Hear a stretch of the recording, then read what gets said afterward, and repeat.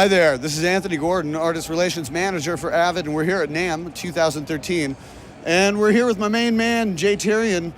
How are you, Jay? I'm doing great. How are you? I'm good. Thanks for having me here. You bet. A lot of fun so far. My ears are already getting blown out. Yeah. Good times. So Jay, you're a session musician. You're a veteran arranger, string player, viola player. You've worked with huge artists. You played at the NBA All-Star Game. Yeah. How do you parlay being a viola player into working with some of the biggest artists in the world?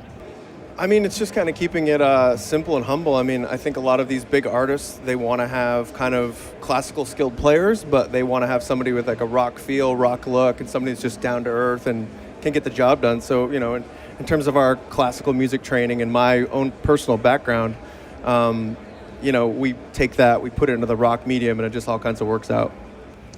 So, some of the tools that you use as a arranger and as a composer would be Sibelius, would be Pro Tools. Absolutely.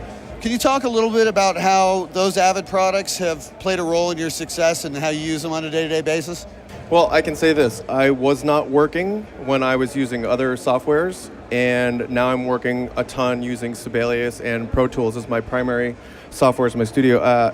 I just for years had problems with just the difficult grasping of the concepts of certain notation softwares, and once I got Sibelius, it was just like boom. I was knocking out arrangements in like 2 hours and working with huge artists, and you know, you kind of have to have it where you can do things quick on the fly. It has to be super responsive to what my client wants, and you know, you need a software that's quick and savvy and intuitive like that. Yeah. Let's talk a little bit just about music technology in general. You play an ancient instrument. It's very ancient. An ancient instrument made of wood and lacquer. Yeah. Horsehair. Yeah. And here we are at NAMM, and there are microchips and lasers, and sure. We're looking at the future. So what have you seen that's really kind of blown your mind since you began your career, and where do you see the state of music technology going?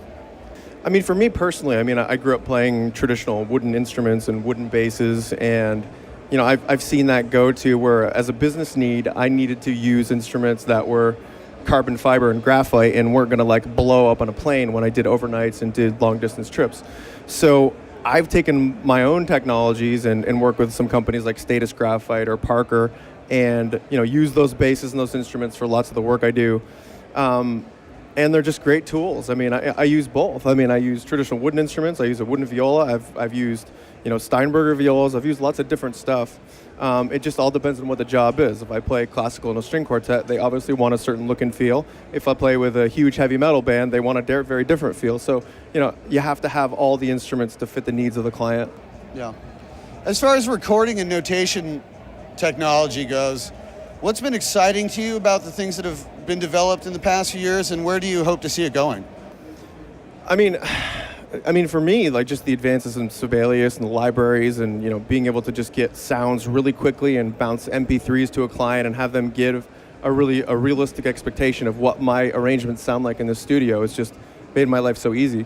Where I want to see it go is I want to see it all go to my phone. I want to be able to blow up arrangements and send sessions and go back and forth and have it be super small, super portable.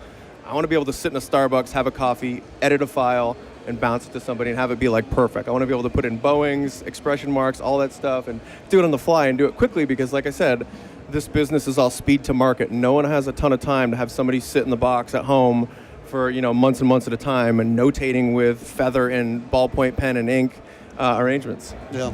Yeah. Yeah, it's actually, you know, you start thinking about it, like being able to do a MIDI arrangement Sure. with sound libraries. Yeah. I mean, I've been in this business a while. That still blows my mind to think that, like... I mean, it's amazing technology. I mean, we're not stuck to being on a piano or, you know, using a pen and paper. I mean, we've got these great technologies at our fingertips, which just, it all makes it faster, it makes it cleaner, it makes it neater. And, you know, you print scores out and people are just obsessed with the quality of your work because they see how much goes into it to do it. It's a ton of details. Like for me, for arrangements, like that's the hardest part, is all the details, are the articulations, all the things that I want my string players to express in a session. They're all there on the paper. And that's the painstaking part. And when people think about, I'm going to hire an arranger to do this, they often hire like a keyboard player who, you know, will just send like, MIDI files and keyboard sessions. But for me as a string arranger, I'm a string player. I understand the sensitivities of the instrument. I understand what it does, what it doesn't do, what sounds good, what players bring to a session. So I bring all those into my body of work. Yeah, great. So tell us about what you've been working on lately and what you have coming up. I know you just did the Alien Ant Farm record. Yeah. I got called in to do string arrangements for 3 tunes on the new Alien Ant Farm record. They're an amazing band. I've followed them for a while. I'm friends with guys in the band, and it's just one of those calls like, "Hey, we're in town. We really want something. Can you make something cool happen?" And I was like, "Absolutely." I went down there. We tracked at Glenwood Place in Burbank. It was just a great session, and I'll tell you, they're one of those bands that blew my mind when I heard them in the studio. You can hear stuff on tape or see a concert or see videos, but until you see these guys work in the studio and create and like how intense and smart they are, like that's what blew my mind. And everybody's got a preconceived notion of certain artists. For me, I was like, these guys are so smart and these are hits. Like these 3 things, and at least 2 of the ones that I string arrange for are hits. They're gonna be on the radio, they're gonna do live TV dates, they're gonna do Leno, they're gonna do Letterman. It's gonna be awesome when it happens. Are you going to do those dates with them? Absolutely. If they're going to have strings, I got to do it. Got to have my boys there and girls. Nice. Yeah. I love MIDI. I love the capabilities it gives a composer. It lets you hear what it sounds like. Yeah. But no doubt about it, having real hands on real strings is a beautiful sounding thing. So I don't want people to get the wrong idea, and they do sometimes, about Pro Tools being so technologically advanced that it takes musicianship out of it. I think you're living proof that it's just a tool for people who, you have a lot of dedication to your craft and your instrument, right? Sure, yeah. These are just tools. Nothing is ever going to duplicate human hands and feel and emotion and expressiveness on a track. That's why there aren't robots playing during the Grammys. It's a full orchestra. It's a full section. Yeah.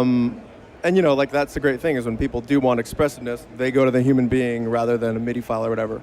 The advantages of MIDI and other technologies are for composers who would sit at home and have really quick TV dates if they're composing for, either a feature film or a TV show. That's when it makes sense because you're not hearing all of the string stuff. You're hearing like pads and layers, but for live performance, live feel, you can't beat live human beings that have done this for 30 years. I played since I was 8 years old, so good times. Yeah, awesome. Yeah. Well, thanks for dropping by. I wish you the most success.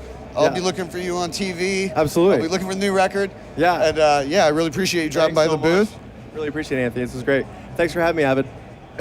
Cool. So we'll be back at you with some more videos, more interviews, more fun from NAMM 2013. Take care.